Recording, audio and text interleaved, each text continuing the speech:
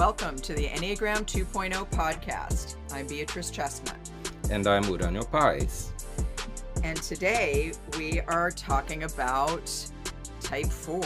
And we are very fortunate to have with us a Type 4 friend of ours, Ian Morgan Cron, who has written a book about the Enneagram and who has a very popular podcast about the Enneagram called Typology, and who I've gotten to know in the last couple of years and become extremely fond of. And one of the things that really touches me about Ian is not only his great writing and in The Road Back to You and his work speaking and teaching the Enneagram, but also just the person he is and how he's deeply reflective and has really been on a growth journey for a long time and speaks about that with a lot of depth and eloquence and humanity. So I'm really very grateful that we have Ian with us today to talk about his type and his growth journey as a self-preservation 4.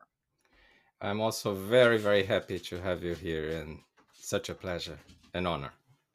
Well, thank you for the very kind introduction. And by way of, mutual congratulations and affection, I often tell people, very often, that your work has been more influential on my understanding of the Enneagram than any other Enneagram teacher. And your book, The Complete Enneagram, has been my go-to sacred text for particularly your and Uranio's genius around the subtypes, but also for your ability to capture the essence, the essential inner terrain of each of the types in such a comprehensive and beautiful way. So I owe you both a debt of gratitude.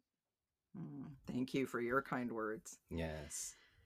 So we'd like to start how we start all of these interviews that are actually part of a series of interviews where we go really deep into the growth journey, the growth experience of the 9 types with a person of that type.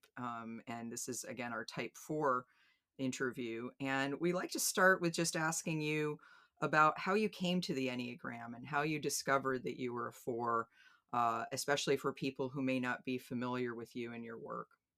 Yes. Well, my introduction to the Enneagram began in 1994.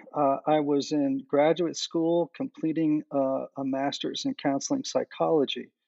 And I went on a retreat to a Catholic retreat center in the mountains of Colorado. And I happened upon a copy of Richard Rohr's book, The Enneagram, A Christian Approach, in the little library at the retreat center.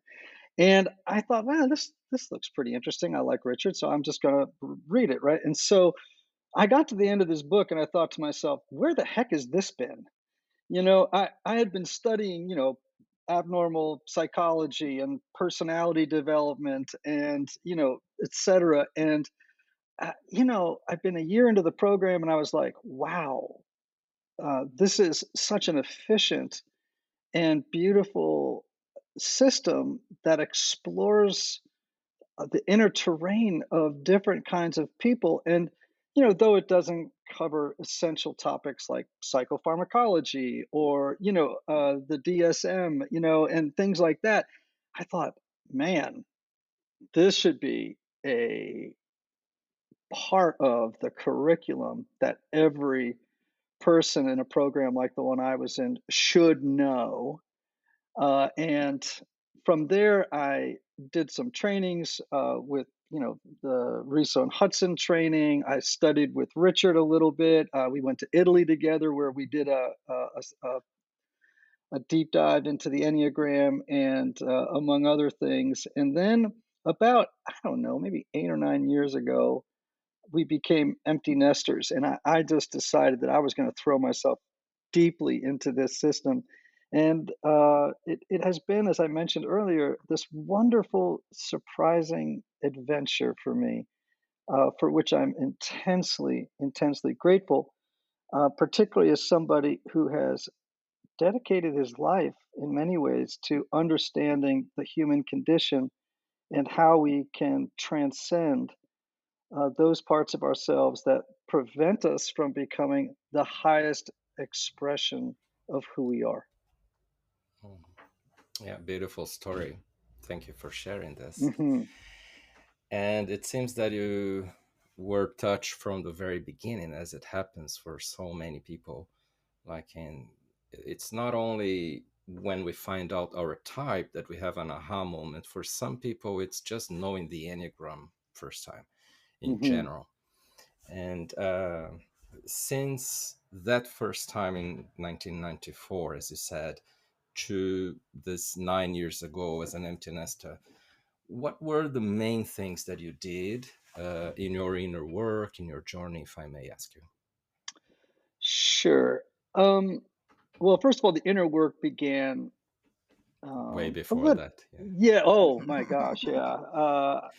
I like to say that I've had more therapy than Woody Allen. Um, you know, I I grew up in a very troubled home. My father was a diagnosed narcissist who eventually died from alcohol and drug addiction.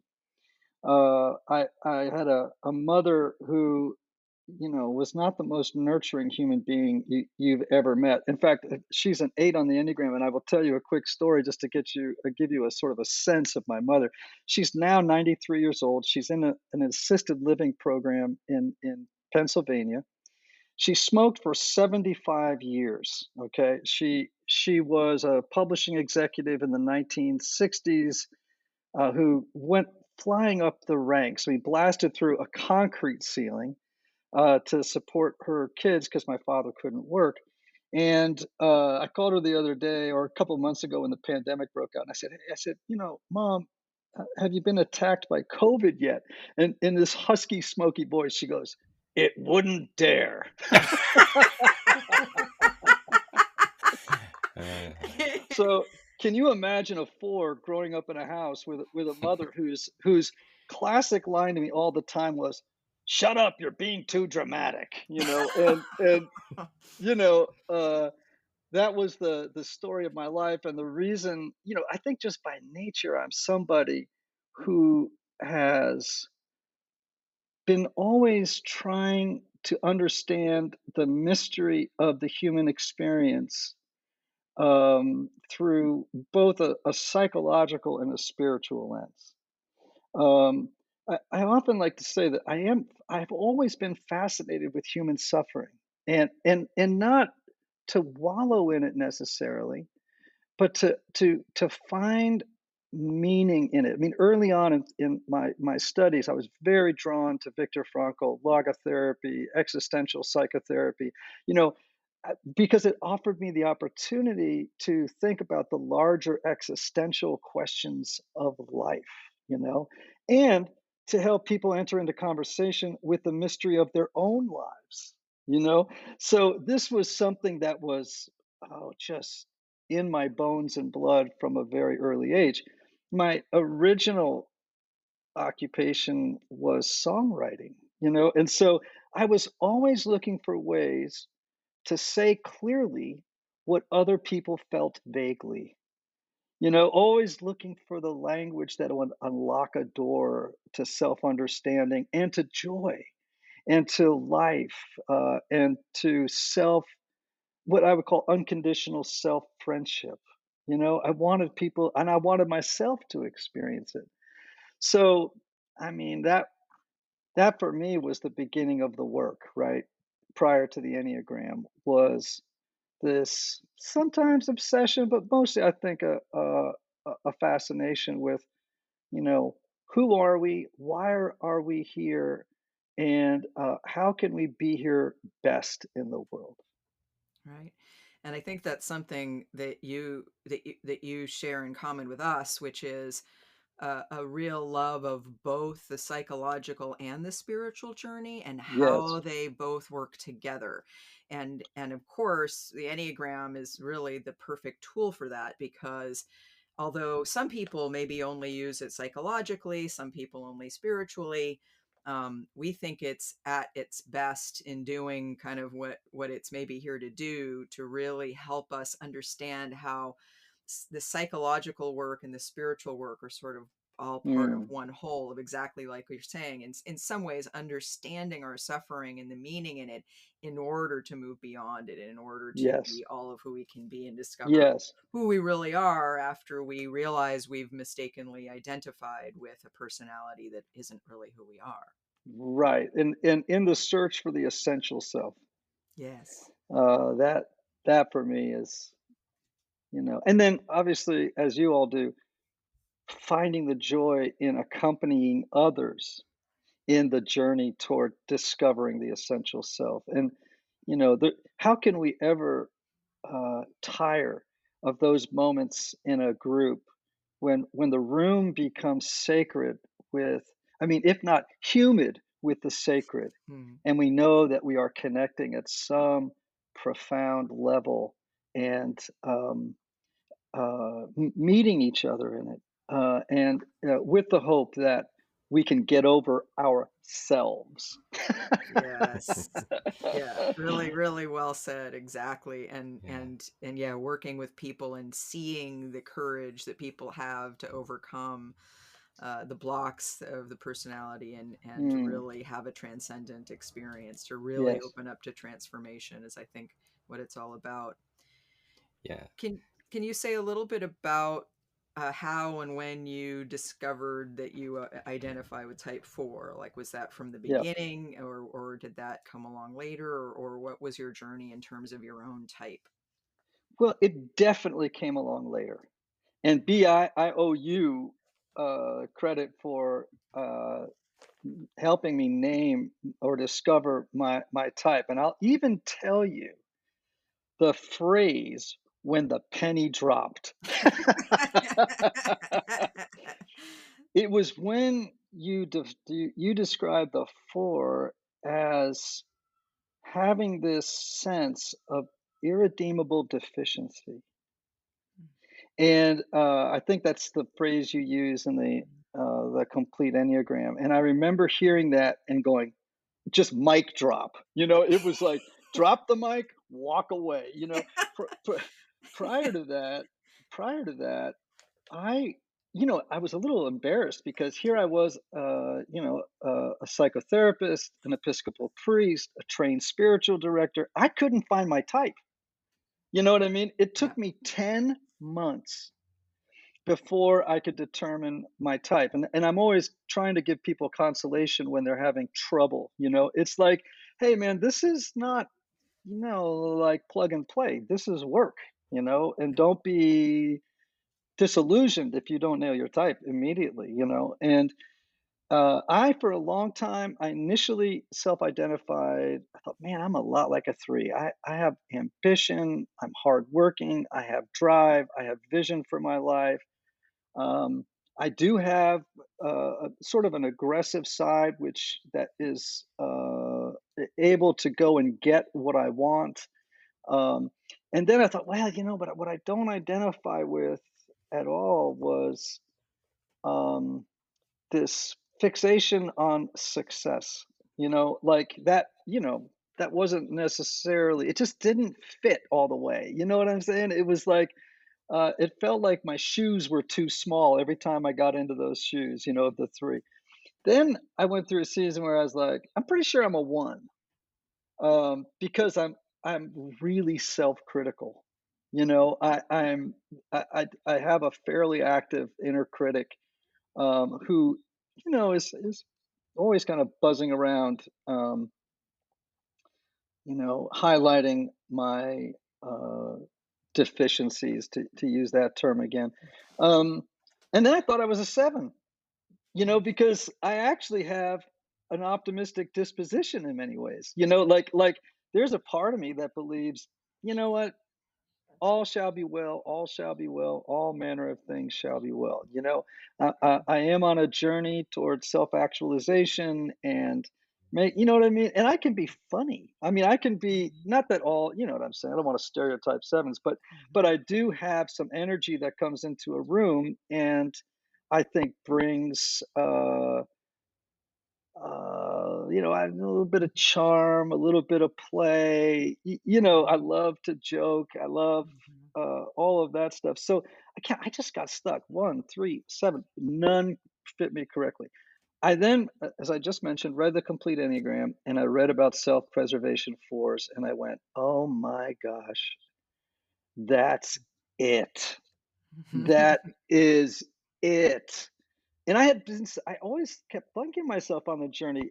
I feel like that need to be unique, that um, that relationship with suffering, especially in my early 20s. I mean, I would definitely, definitely characterize myself as someone who had developed an addiction to suffering, my own suffering, my own feeling.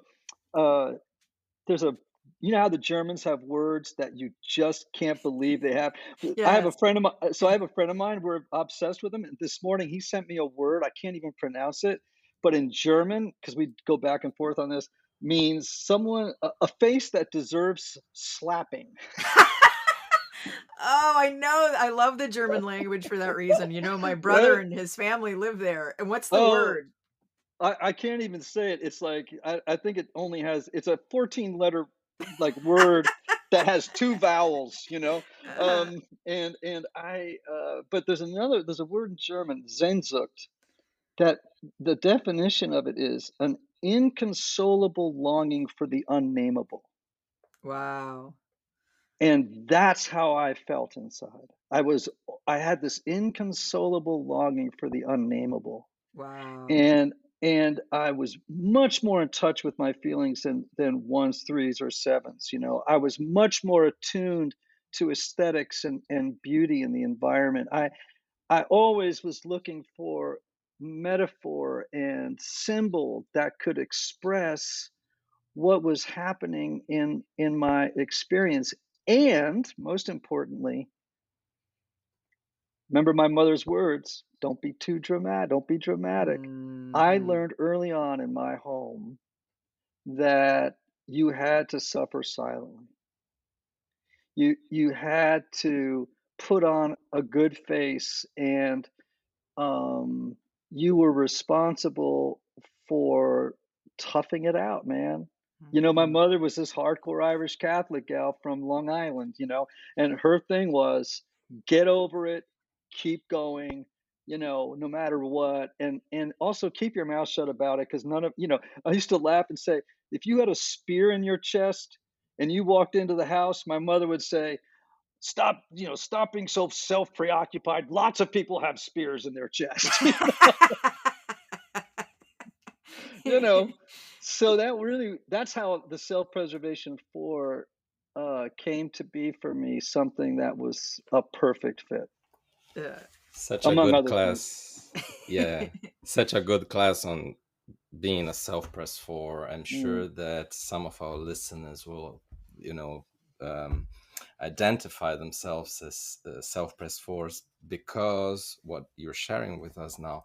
Yes, and it's really important that you're saying this because the self-preservation 4 is not a type that's described in many books and teachings of the Enneagram. And there are still people out there I hear from time to time who say there's no such thing as a self-preservation 4. And I think to yes. myself, tell all the self-preservation 4s that Yeah. because it's, we get a lot of self-preservation 4s coming to our retreats and workshops, and it's a really important type to understand in its detail, both for just this is a 4 who needs to be understood as, and Hmm. who yearns for that, but also we can't, I think, truly heal until we understand kind of the shape of our suffering and our defenses against it. Yeah. In fact, I'm sure you all have had this experience. When I describe the self-preservation for subtype, I have had people literally cry. Like Yes. they'll say, "Oh my gosh, Yes. I did not know." Me too. And isn't that lovely?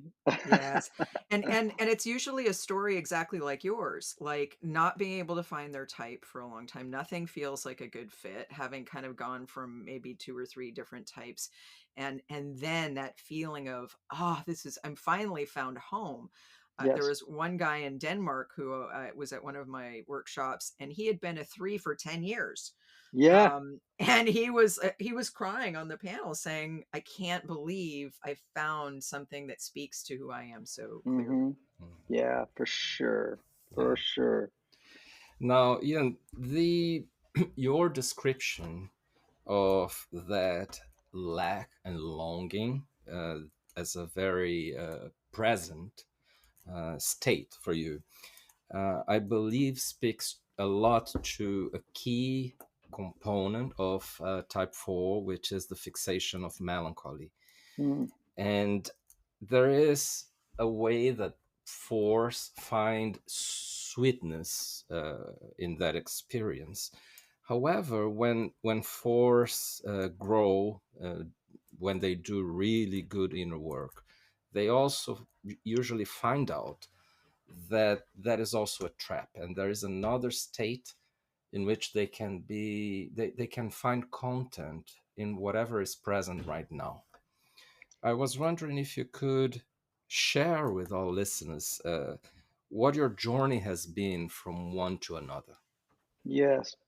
Well, I will tell you that, well, first of all, I am a person in 12-step recovery from drug and alcohol addiction. And which was one of the ways I think I coped with the melancholy. And actually also amplified it because there was, it's like Victor Hugo says, melancholy is the happiness of being sad, Yeah. That's great. right? And so Yes. I had that experience where, if you had said to me as a 25-year-old something like, would you like to uh, go to Disney World for a week, all expenses paid, or go to the west coast of Ireland and wander the beach in the fog, uh, you know, smoking clove cigarettes and reading Baudelaire. Which one do you think I'd have picked? you know and as I've gotten older and more self-aware, and I'm very influenced by Tibetan Buddhism, which has been probably my second most intense area of interest in the last 10 years, next to the Enneagram. I've learned to appreciate, in some ways, the creativity that can come from that melancholy, right? I mean, you can write a lot of great songs in that space. Um, but at the same time, understanding that this feeling state is impermanent, that all feeling states are impermanent, to begin to release that kind of arthritic grip that I have on it, right? Um, to kind of both appreciate and not overprivilege or you know identify with melancholy. And I think obviously it passes through like a weather system. I let it go and make space for the possibility of joy and what is present in the moment. And you know, Here I am. I'm 60 years old. I think that I've done a pretty good job with it, but I'm still working with it and trying to find balance, equanimity, as we would say, in the midst of whatever life throws at us. And do you go to Disney World in vacations now? I have gone to Disney World on vacation. I didn't say I completely enjoyed it, but I did go. You didn't say you didn't take the Baudelaire book. No, but I guarantee you, I did take a book because while my kids are on roller coasters, I sit at the little area outside of I get motion sickness, and I will be reading, probably, some book by Jack Cornfield or, somebody in a journal taking notes, so they're used to it. Yeah, that's funny. I think another angle on melancholy is that that sense of irredeemable deficiency, which Yes, is part of what leads to the sadness yes. and the happiness of sadness. And so, how have you worked with that? Because I think that's something that it can be really tough for fours to move beyond I almost find when I worked with a lot of fours as a psychotherapist. I would say probably worked with more fours and twos than anybody else. And what I found is it's almost like fours can kind of hold on to that belief in their deficiency or not as good as others, with a lot of like strength, and almost like a religious conviction. And I know a lot of the work is breaking out of that mindset, that and realizing maybe that's actually not true, and that you're just as redeemable as everyone else. How have you worked with that kind of piece of the four personality? Yeah. Well, I have one of the things I share frequently with people is that the spiritual discipline that I have to work with more than any other, and I encourage it with all types, is a very regular mindfulness meditation practice, which it builds the capacity to develop a inner witness, a neutral inner witness who can stand back from experience and see what's going on, you know? And then it's like that famous Viktor Frankl quote, like, in between the stimulus and the response, there is a space, and in that space lies your freedom and power. And for me, what it does is it widens the gap between stimulus and response, and I can step back and observe melancholy and my tendency to over identify with my brokenness and ask it questions like, is this true? How do I know it's true? um, and what would my life be like if I just chose to not believe it was true, you know? And then, sometimes, these feeling states are sticky. These sort of internalized messages are very sticky. It can sometimes take me a couple of days before they start to loosen up, and dissolve a little bit. And I think part of the journey of restoration, healing, whatever word we choose to use, is discovering that those times are shorter and shorter and shorter and shorter and shorter between stimulus and response, and also the ability just to stand back with a great deal of self-compassion. Terribly important. Compassion is the natural climate in which transformation can occur. And shame, particularly for a four, never works. You know what I Yes, mean? It yes. is just another log on the fire, right? So for me I like this image of trying to adopt the loving gaze of the mother for the child.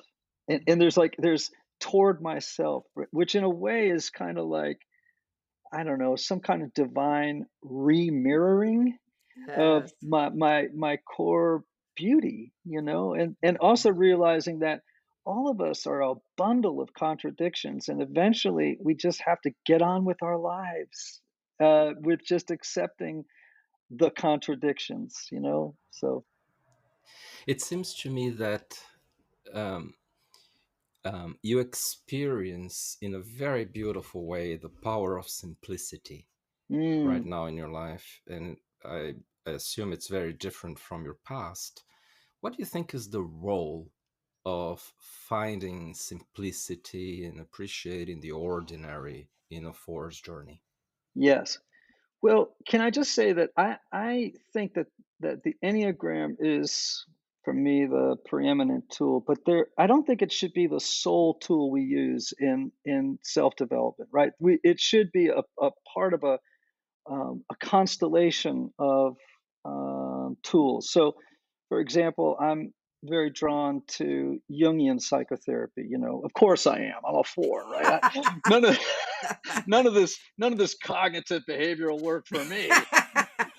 And also, 12-step recovery has been a very important part of my journey. It's not perfect, but with a critical mind, you can really pull some wonderful material out of it. And that also has helped me simplify, if you will, discover simplicity, not simplify, but discover simplicity in myself. I have this sponsor, and he's a Southerner, man, and he just asks me questions all the time that throw me back on my heels. He'll say to me, "Hey, Ian, what if all your old ideas are wrong?"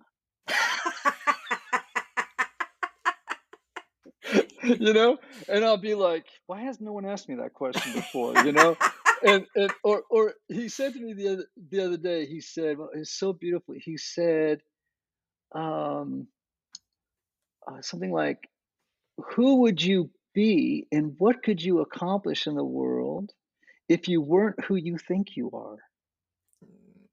Is that not a great That's question? And beautiful. and and what does that do? It does encourage simplicity, right? The answers are not convoluted and long. It doesn't have to involve depth work all the time. Mm. It's just like asking questions that disequilibrate, throw us off our heels, back on our heels, and be like, it would be good news if a lot of my old ideas are wrong, and maybe I should throw a lot out and just keep the basic things in place. Mhm.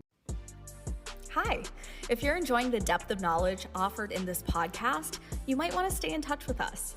Beatrice and Uranio offer professional Enneagram training, personal development courses, self-guided online courses, and they even have a membership platform with over 100 hours of content. Head to cpenneagram.com/podcast to learn more.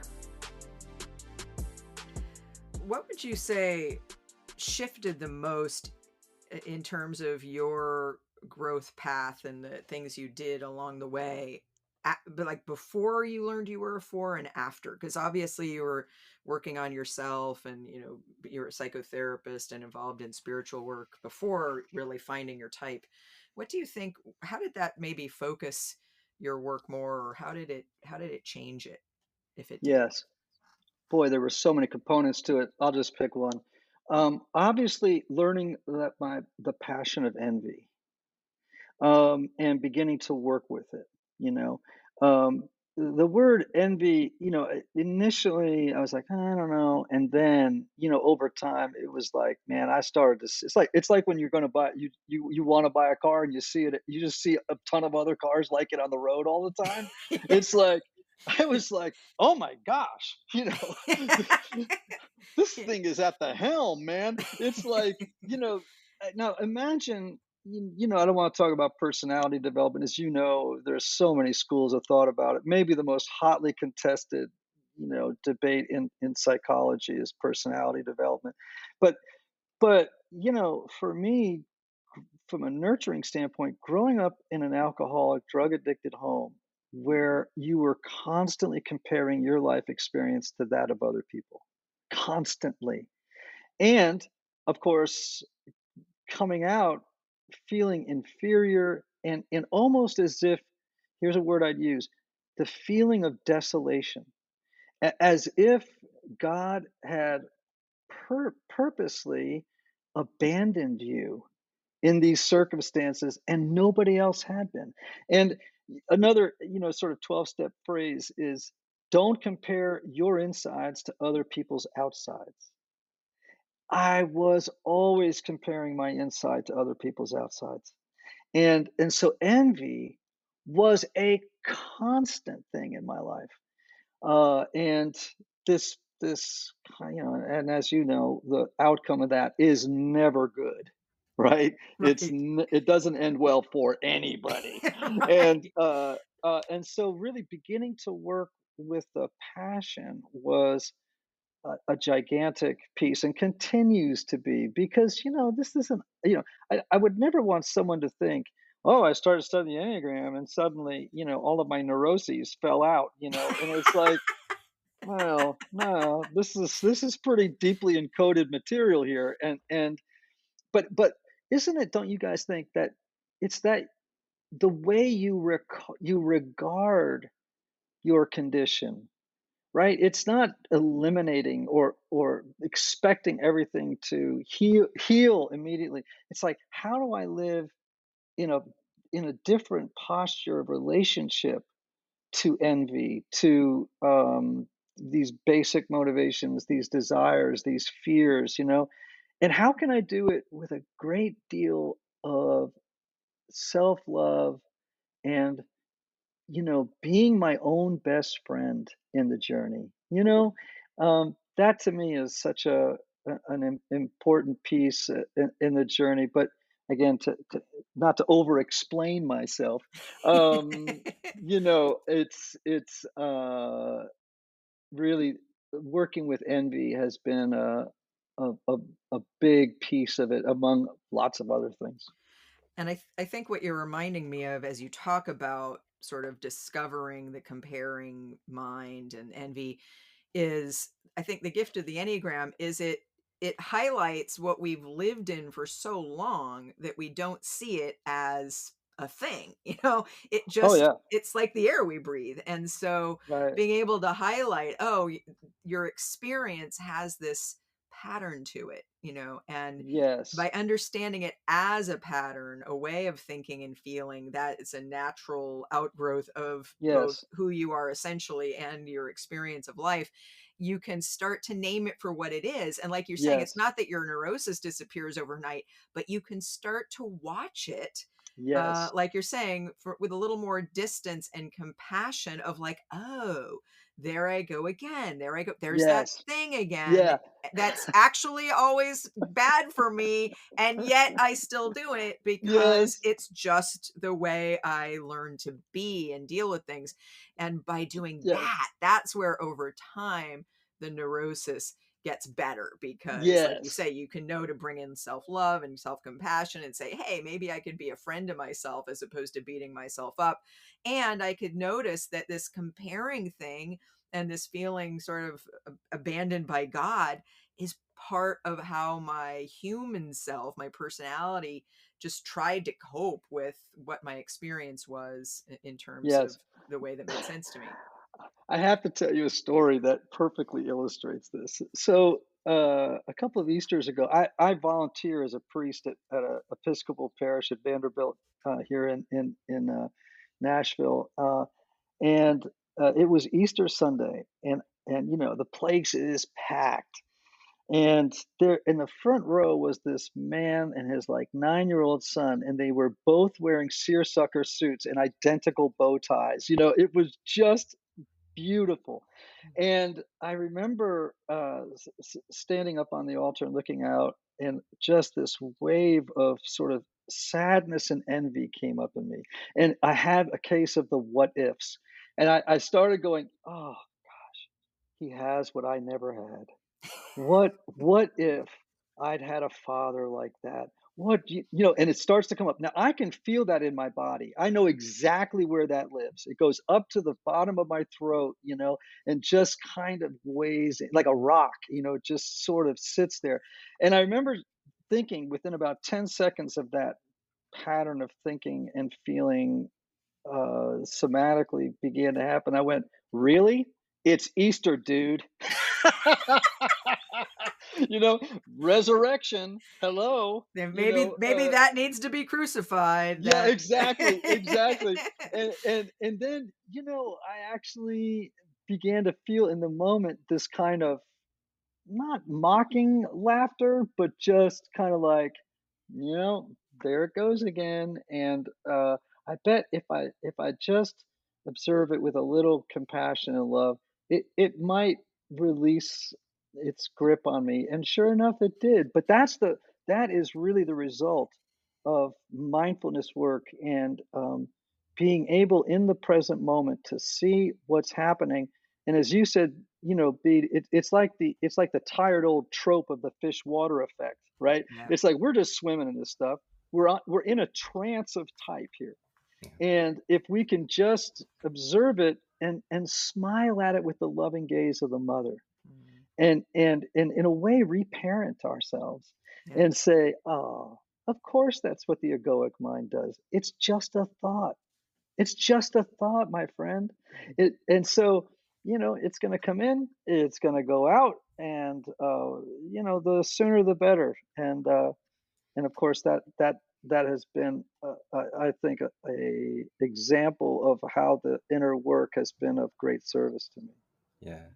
I think we are hearing from you, Ian, that you really practice mindfulness while doing things in life, and you keep that posture while observing the passion of envy.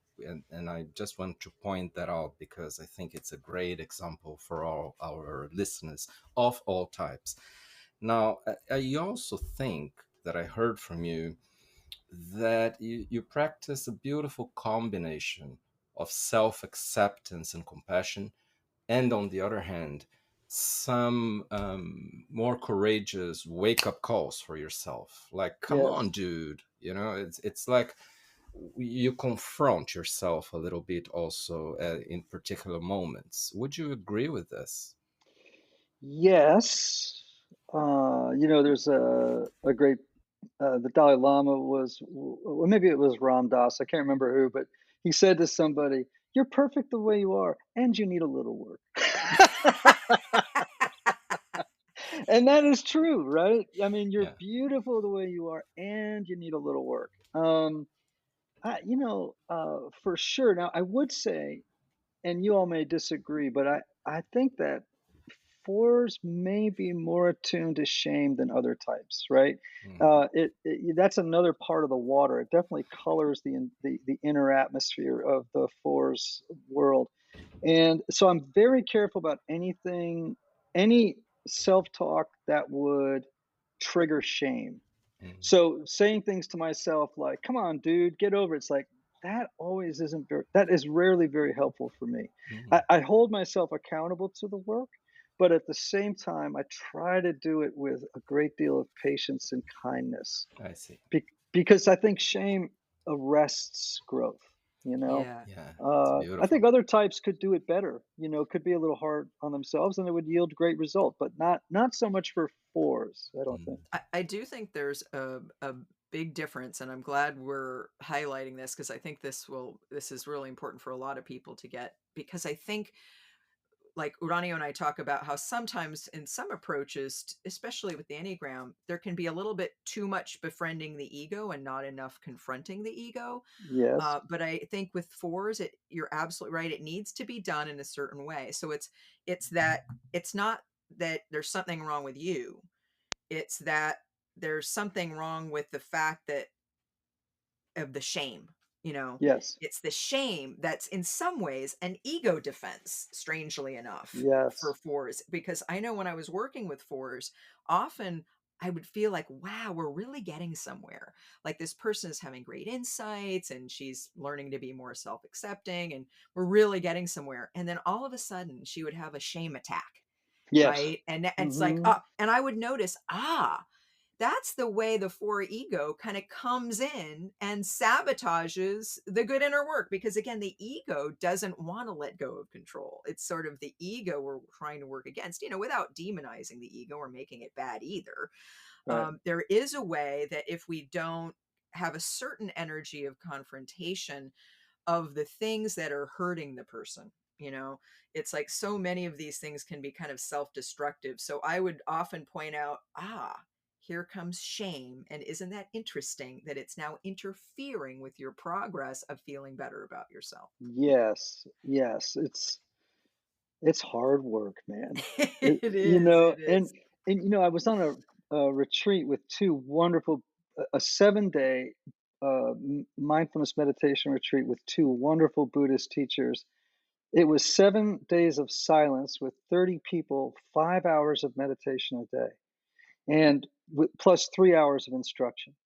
And one of the teachers said something that was so helpful to me. As you observe shame come up in meditation, as you observe this old narrative, this old story of the four at work, he just said, "Well, don't be mad at yourself. It's just what the egoic mind does. That's all. It's just what it does. And just don't over-identify with the thought. Don't over-identify with the story of of the four, if you will. And when you do that, it's like you realize that the personality is not monolithic. It's more vaporous than monolithic. Mm. And so you realize, like a cloud, you know, it can, it can evaporate a little bit. It's soft, it's pliable. We can work with it, and so we don't want to give it too much power, right? Yeah. In many ways, it's not a personal intelligent force that's trying to screw you. It's not like, a demon or something. It's just a thing. It's just a thing. That's it, and we don't have to be tyrannized by it. Um, it also seems to me that acceptance for force, and maybe even more particularly for self-pressed force, is a big antidote because Mhm. they have a whole history of being hard on themselves and Oh, also in confronting themselves too much, and the stoicism and the masochism. So what do you think have been other antidotes that you eventually adopted for yourself in your journey? well, certainly one that wasn't helpful early on was, um, you know, this belief that somehow or another I had to compensate for the fatal flaw, the unnameable missing piece. And I have so many songwriter friends who are social fours. I'm telling you, they radiate suffering like a space heater. You're it's in the posture, it's in the clothing, it's just, it's they just kind of, it just comes out. You just feel it. I don't think you get that from me at all. In fact, I can put a pretty sunny exterior on while suffering at the same time. And Yes. I became very concerned with success, writing books, writing songs, getting awards, and that's why I think I thought I was a three. You know what I mean? Because I'm pretty driven, and of course I enjoy it when people notice my success, perhaps comment on it. In my worst moments, I can mention it, try to mention it subtly, to win the accolades of other people. But it wasn't for the reasons that a three will. I was concerned with driving myself masochistically, if you will, because I was trying to quietly work to get what others had, but I didn't. It was like, I have to work harder than everybody else just to get to the baseline. You know what I mean? Like, seemed like everybody else had started life on third base, and I was on first, and I'm working so hard to hit the homer. And so you see, like, how that could get you into thinking, "Oh, the guy's a 3." Yeah. And it's like, no, actually, no, it's not that. I'm trying to, this is compensatory behavior.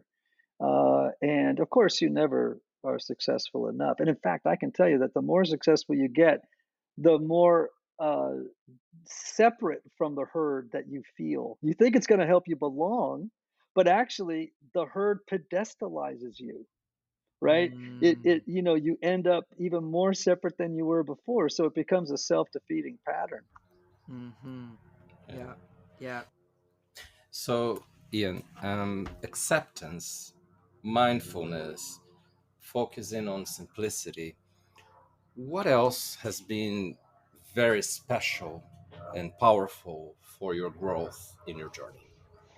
Yeah. I had a spiritual director once get angry at me because I was bitching about my hard life. And he was this lovely monk with little wire glasses, and we were doing it over Zoom. And he got way up in the camera. I mean, like this. He was, I could, and he said, "Ian, this is your life. These are the cards. What are you being invited to?" And I just, these little questions along the way, to which I often don't have answers, but they have a healing quality to them, you know? Um, so relationships like that have been incredibly helpful to me. Seeking those out from sages in the world, and but accepting too that, look, man, life is suffering. It's the first noble truth. And the word suffering, which is so often misunderstood and not correctly translated from the original Pali, is dukkha, which means, I love this definition, the feeling of not at home, and realizing nobody feels at home. Nobody. At any given moment, all of us feel a sense of lack. That, it could be something like, I lack my driver's license. I have to go to the motor vehicle department, and like everybody else, Ian, and just to embrace and accept my own ordinariness. Yeah. You know, just to accept that, hey, man, like, your suffering isn't special. Yes. It sounds like just looking at other people and seeing commonality instead Yes. of trying to stand above or below. Yes, absolutely. I think like twos, be fours, self-pres fours can uh, go through these times of inflated value, overvaluing, and undervaluing themselves. There's a little bit of a flip-flop game, Yes. Yes. and so finding that center, like we say in 12-step recovery, just take a seat in the middle of the boat. You know what I mean? Like, just get in the middle of the boat, not in the bow, not in the stern. Just find a seat in the middle with everybody else. Yes. And you know, that's hard for a four to do. But again, drawing on this wisdom from all these different pools has been really, really helpful.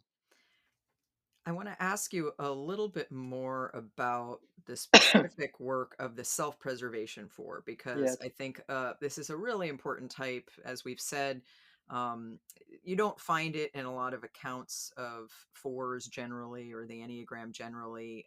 It's something that, I learned from Claudio Naranjo, and when I started teaching it and talking about it, was amazingly clarifying. I mean, all knowing what Hmm. all three fours are, and what the subtypes are, to me really helped me understand fours much better. And so, for people out there who may not, like, what do you think are some things about maybe fours generally, but especially self-preservation fours, that maybe people don't understand? I think you've already touched on some things about, like, thinking you were a seven for a while, because self-preservation fours can be much lighter and funnier as a way of not showing the pain that's inside they don't like emanate pain like a space heater like social fours may do. What do you think people don't understand about the self-preservation experience and growth path that you think is important for them to understand? I think self-preservation fours, and this may be true for social fours as well, is the experience of loneliness, of um, oftentimes getting lost in this internal dialogue of viewing oneself as a problem that needs solving. And always thinking about it, thinking about it, thinking about it. When for me, I'm fortunate because I have communities of people where I can talk about my inner experience out loud and it's received without judgment. You know, I have to get out of that masochistic mindset that's constantly working on the self. And I and this is the aspect of the Enneagram. I don't know if you all feel this. That's so important. I think people tend to think, okay, I have to do my inner work, but that requires community. Yes. It requires people who understand and who are themselves trying to get over themselves, Yes. and so that they can be of more service in the world, right? I mean, so an example would be like when I get in that space, I try to call 2 or 3 addicts a day, and just to say, how are you feeling? Yeah. How are you doing? I You think what know? what you're saying is so important, and something that I'm just getting even clearer on as you're speaking. But I think part of the masochism for the self-preservation four is that staying alone, Yes. because we often hear from self-preservation fours that while they feel a lot of emotions inside, or suffering, or both, they don't share them themselves Yeah. that much with others. They It's don't true. speak about how they feel. They don't say, here's how I'm doing. They may be there for other people. They may Yes. work really hard to feel better or make themselves a success, as you said, but they don't share their pain with others in Yes. kind of a simple way. And that's what you're pointing to as being more in community, as having people to talk to, as checking in with others and maybe Right. saying how you're doing. That sounds like another antidote for the Yes. self-preservation And for. that really highlights the counter type, right? It's like my social fours, after a while, I'm like, you know what? You need to stop. You Yes. know, like your pain is really on display here, and I'm I'm an empathic person, but can we just put it on hold for a second? And but then it's been a struggle in my marriage and in some friendships because I can spend weeks walking around in a broody silence and just thinking about my brokenness, or I can not weeks, but and it is it takes so much effort sometimes for me to say, I'm feeling this pain right now. Because I'm just used to not talking as much about it as lots of other people. I mean, it's hard for me to say, I'm really frightened about what's happening with one of my children, or I'm feeling scared because I don't know if my next book will be as good as the last one. You know what I mean? But I'll walk with it like forever before I go, it might help if you talk to someone about it, and then when I do, it's like I just start to feel this my chest dilating and opening up, and I start to feel like it's going to be all right, you Yeah. know. I sometimes see self-preservation force even setting themselves up to staying alone. And Mhm. it's not only the experience of being alone now, it's almost a planning to a life that is more like a solo journey. And Yes. that to me is a little bit part of the masochistic tendency, but it's melancholy again. This is so powerful what you're saying, Uranio, because recently in therapy I've been talking about, I think, my perceived difficulty, of not being someone, or of not being able to form good attachments to my wife, to my friends, to my children. And I think that because of it, sometimes you can feel, as a self-pres 4, alone in big crowds of people, even though you look like you're completely connecting with them, right? and Yeah. and it runs at the same time, which can cause melancholy, this feeling of apartness, this yeah, of radical separation from others. And again, Buddhism has helped me with this because of the of course the notion that of interdependence, that we all are connected to each other far more powerfully than we even understand. But I will admit that sometimes that's much more of a head thing than it is a heart thing. Hmm. Interesting. Yeah, it comes from the fixation. Yes. Yeah, so it's the mental center there. Yeah. What would you say, Ian, is kind of either the next challenge that's up for you on your growth path or one that you're kind of in right now? Mm, boy, great question. um I've noticed lately that I have some of my life, I'm self-sabotaging, like, um, you want quote unquote success, but you undermine your own success, or question your worthiness of success. And I can point to self-sabotage happening in a number of areas in my life, and it's you know what the problem with the passion is just when you think you can see it, the damn thing shows up in a different disguise. You know what I mean? You just Yes. realize, oh my God, there it goes. Now it's wearing a mustache and a nose. You know, it's like you're like, oh my gosh, there. You know, it just keeps appearing in different iterations of itself, um, you know, that's a challenge for me. And you know, this year has been so hard, and some, you know, there was COVID, a bunch of other issues. We moved like 3 times, and all this other stuff, and you know, so I think, you know, and B, you know, this feeling, Uranio, from writing a book, you know, which I'm just finished. I've just finished. It was like pulling teeth because in some ways I was my own worst enemy in the journey, you know, and I often wondered, you say you want X and then seem to do everything you can to make sure X doesn't happen. Right. Yes, yes, yes. Just want to say that fours don't have the monopoly of self-sabotaging. Yeah. Right, right. Oh, thank you. I'm not alone. You're not alone, you're not alone.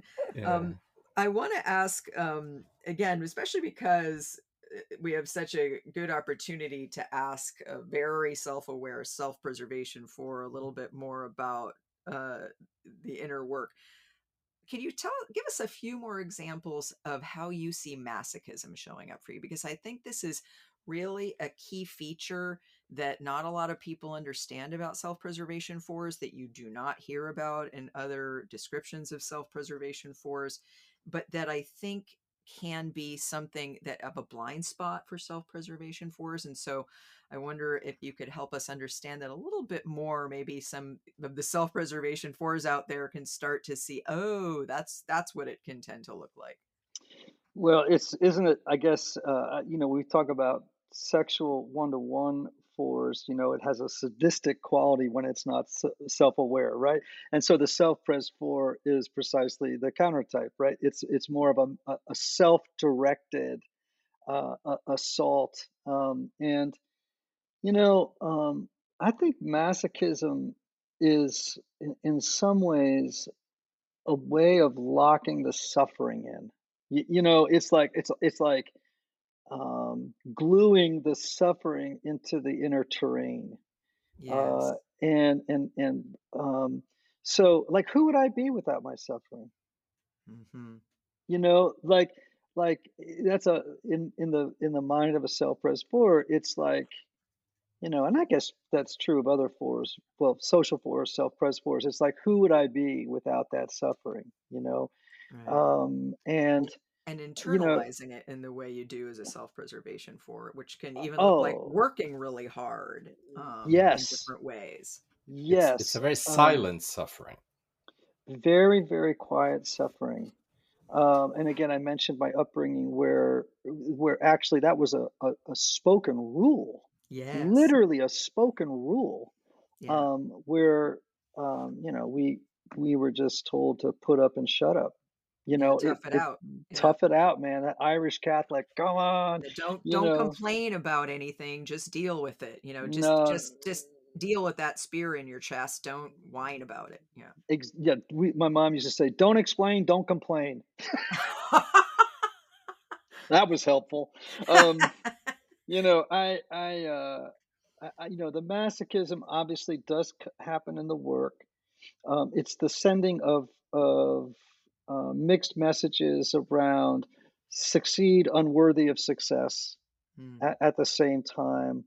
mhm. It's, you know, and of course, it's this hope that your suffering, your silent suffering, if this makes sense, will be noticed and admired by others. Yes. Right? And so masochism becomes a part of that experience. It's like, well, I have to create that suffering that others will notice and admire me for you know, for going through it, you know, just kind of gritting my teeth and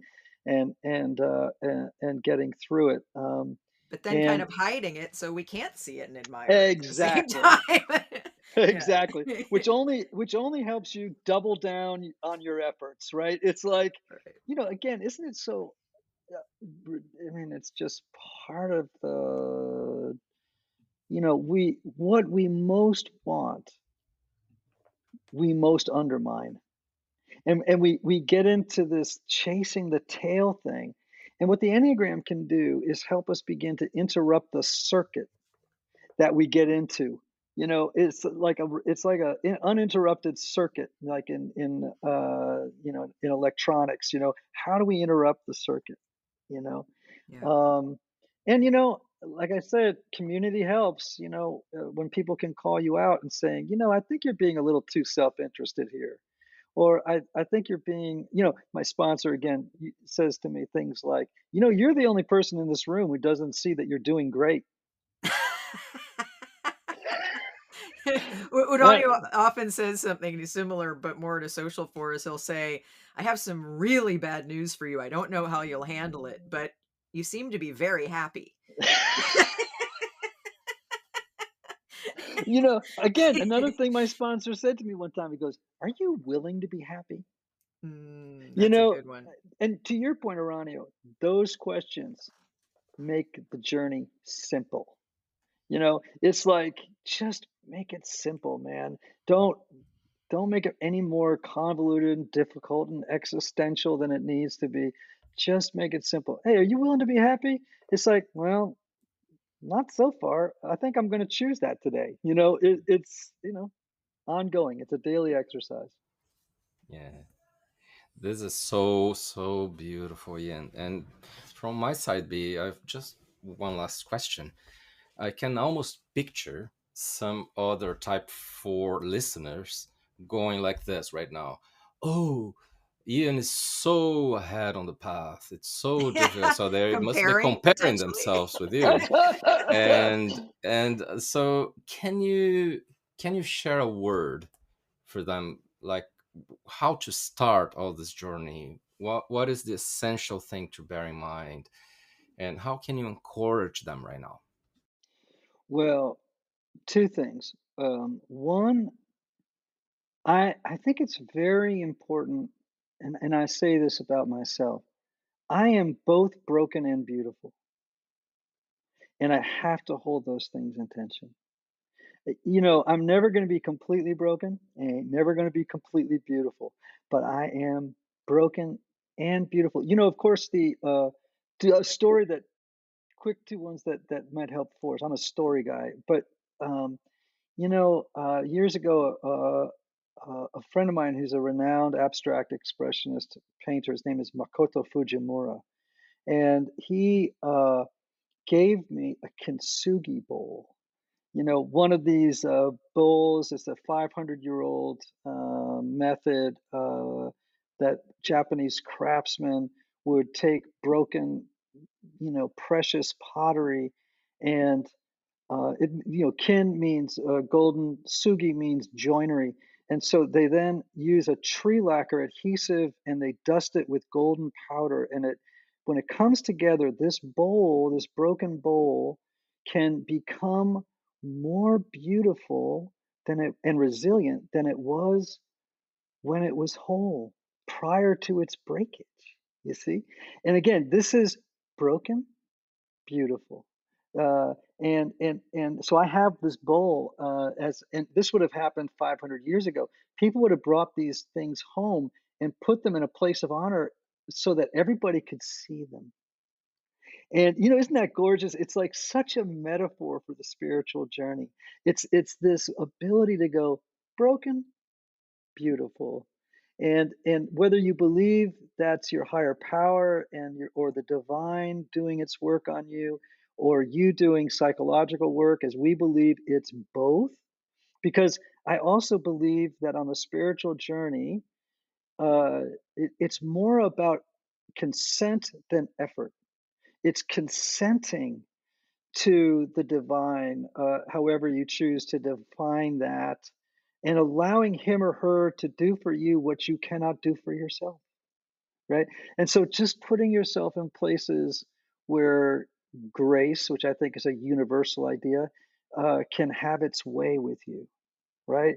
And so we make it harder. It's such a simple thing that we make it hard, you know And if we can relax into that posture of receptivity, as you said, Uranio, acceptance of, uh, you know, I often listen to the song "Let It Be." Is that very fourish? I guess it is. Just to let it be, and to show up for my life in a way that transformation can occur. I think that's something I would encourage fours with as we leave. I am broken. I have not reached, enlightenment or nirvana. I am broken and I am beautiful. And learning to live in that contradiction for me is at this point in my journey what it's all about. That's beautiful. And I think, although that's especially important for fours to hear, I think it's true for all of us. Hmm. And so I think that's a beautiful note to end on. And I just want to say how grateful we are for you having this conversation with us, for you sharing about your growth journey so deeply. I think this will help a lot of people both just understand the self preservation for experience and also the growth journey. So thank you. What a joy to be with you all. This is a wonderful way for a four to start his day talking about the big ultimate questions of life. Yes. Yeah, we are very honored. Thank you so much, Ian. Thank you. So it's time for our top five. What is our top five today, B? Our top five is the top five things we appreciate about type fours who are really doing their inner work. And again, when we do these top fives during our series of interviews with people of each type, we are going to mention things that open up for the people of that type who do inner work. So it's nothing basic that you see in most fours in personality descriptions. It's something different that happens only for people who do inner work. Yes, and I hope these will be or serve as kind of summations for some of the things we hear from the people we interview. Some of the things that become apparent as you talk to someone who's been doing inner work in an effective, committed way over a long period of time, working with their type. Yes. So, would you like to start? What is your top five, your number five thing that you like the most about or appreciate the most about fours on an inner growth path? Yeah, my number five is the fact that the quest is natural for force. It's like they have always been open to deep quests, like the inner work quest. So it's natural. It seems to me to be a bit easier than for other types because of this, and I don't see that there is much of a resistance for most force in the quest itself. They will resist more, the normal resistance that exists when they are dealing with content that needs to change. But the the the the challenges of doing inner work per se are not as big for force than for other types. Right. It's almost like their personality kind of likes to do inner work. Yes, And correct. so it gets engaged easily in Yeah, but I the also think that path. the essence qualities that come up are also very welcoming of inner work. Yeah. So it's all the way in Yeah. all levels of awareness. Yeah. Good point. Good point.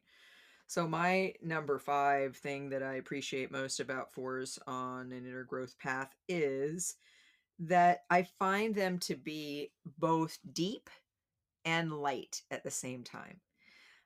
So really open to feeling things deeply, talking about things deeply, exploring the experience of life in a really deep, open way. And at the same time, not, it doesn't become self-referential. It doesn't sort of go around in circles. They also can really be light and laugh at themselves and um, make jokes or not take things too seriously. So being both oriented toward depth and light. I think what you're saying now was very tangible during our interview with Ian. Yes, I agree. I agree. So my number 4 is that fours who do the real inner work become more egalitarian. They see others and themselves as being at the same level. And perhaps because I'm a social subtype person, that is really comforting for me. I really like that. And I sometimes think with myself, finally, they are seeing all people in the same level. They are not above or below. So that's my number 4.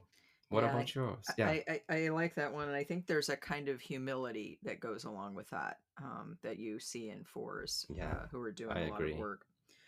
My number 4 is it's a little bit like your number 5. I put it slightly differently, but um, they like the inner work. They like to explore themselves with an eye toward truly changing.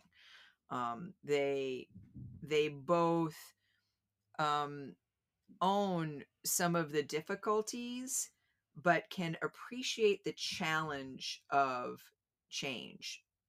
They can get engaged in the path in a way that's easy because it's something that is part of who they are. I think in an essential way, Yeah, that they like the action of self-reflection and mm, self-understanding and what that takes.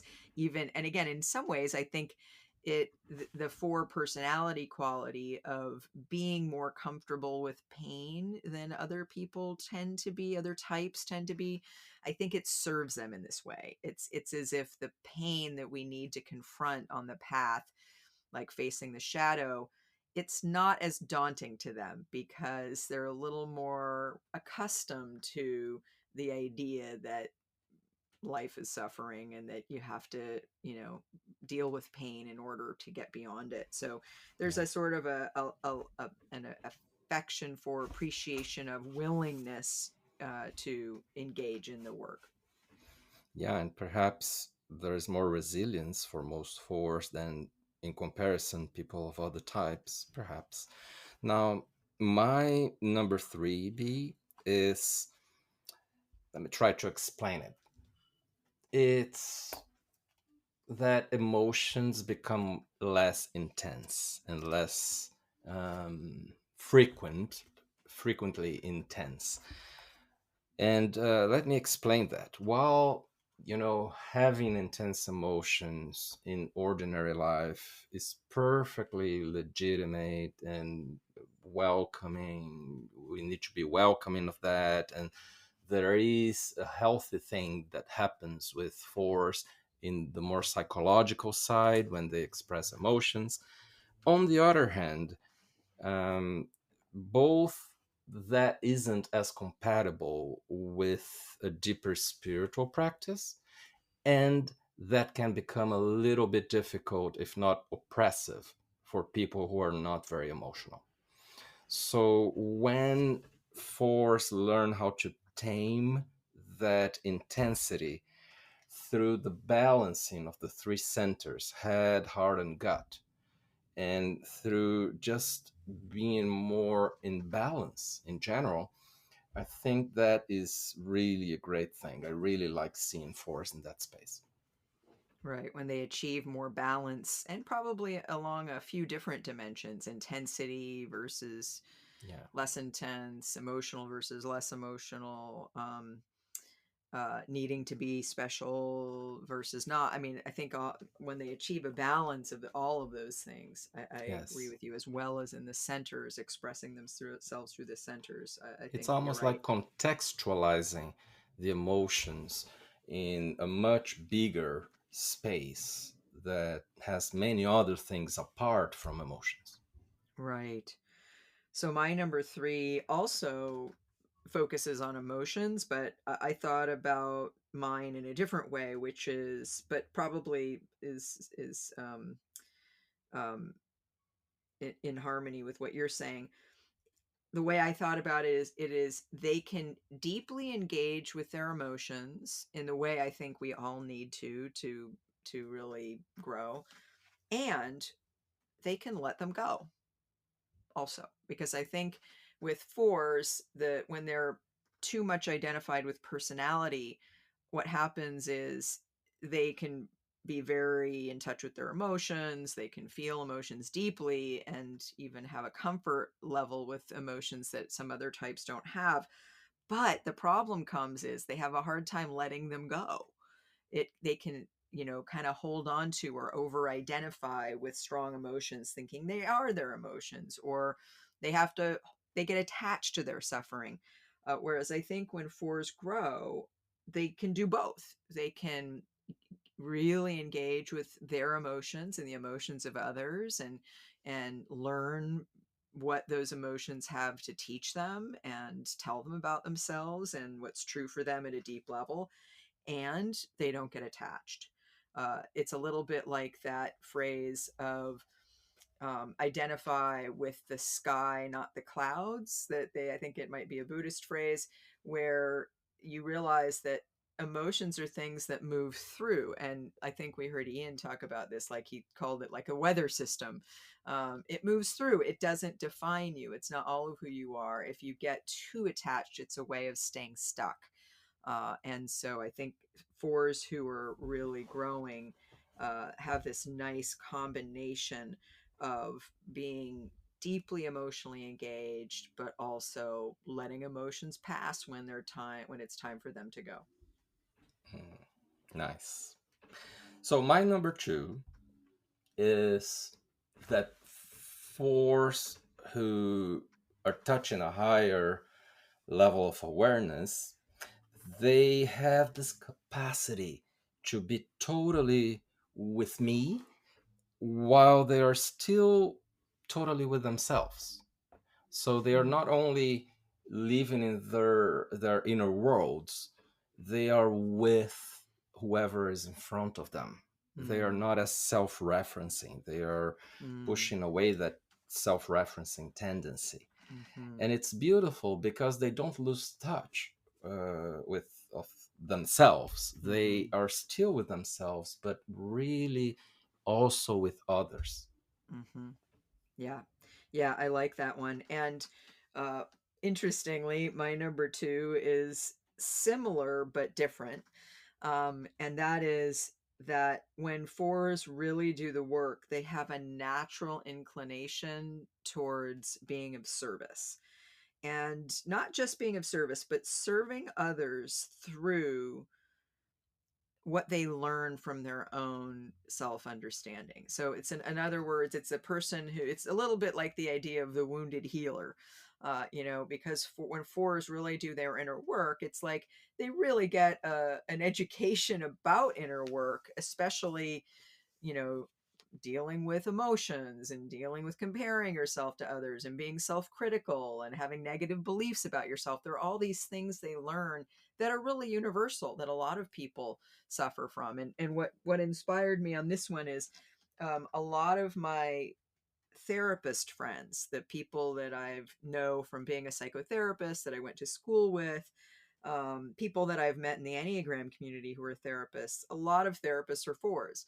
And I think fours make excellent therapists because they have just a natural fearlessness in the face of pain and emotions. And I just really see other people, that fours benefit other people by being of service, whether it's being in a spiritual community and being a good member of a spiritual community, or getting involved in some sort of activism in the world, or being something like a therapist or someone who helps other people grow. I think fours bring a lot to the project in the world of people doing inner work and kind of standing for the value of doing inner work and helping to inspire people to do inner work. And I think that's a big service. Yeah, this is great. Should I say my number one? Sure. So it's about peace and balance that become like really, really defining a force in essence, as opposed to, a lot of turmoil when they are not there yet. So peace and balance come paradoxically from an even bigger heart and very open heart. It's just, another dimension of the heart, which is very inspiring. It's the spiritual heart. But that other dimension of the heart comes with a tendency, without any tendency of comparisons, of, intensity. It's just a deep, very profound peace and balance. And I'm speaking here about the virtue of equanimity a little bit.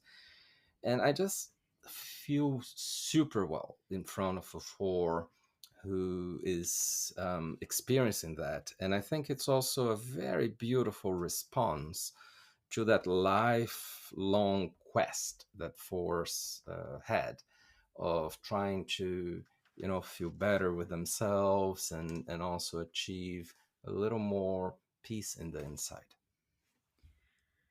So my number one is that I find that fours who've really done some inner work are truly joyful. And I think they are some of the most joyful people I've met. And talking about true joy, not as just everyday happiness, but as a higher quality, a deeply felt feeling of joy that's something a bit transcendent. It's like a higher level emotion that comes when you've really engaged your pain and suffering, not in a way that's ego driven, but in a way that you learn from it, you move through it, you gain from it, but you then rise above it. Yeah, I like yours too. And I think our number ones are very complementary. And Yes. they are part of the same thing, that beautiful, bright, joyful balance and peace in the inside. Yes. Yeah. This was a good exploration of type 4 Yeah. that I think will help people understand a type that's not, ironically, not always clearly understood. Yeah, and I just want to say one thing about these top fives that we do when we interview someone about their growth journeys. I really like doing them because I'm a bit fed up of lists of qualities, supposed qualities that, sometimes I see, especially on the internet, of each type when in personality. Like we see so many people praising some personality tendencies as if they were just qualities, and I am a bit concerned with that, because when we do that, we're not inviting people to grow. So I much more prefer to talk about what happens when people become different. Yes, hopefully these interviews and these top fives will inspire people on their growth path to keep going and do the work that they can do connected to the Enneagram and other methods and tools that go along with that in good ways. So that's all for today. We thank you for listening. Join us again for our Enneagram 2.0 podcast, where we talk about all things Enneagram.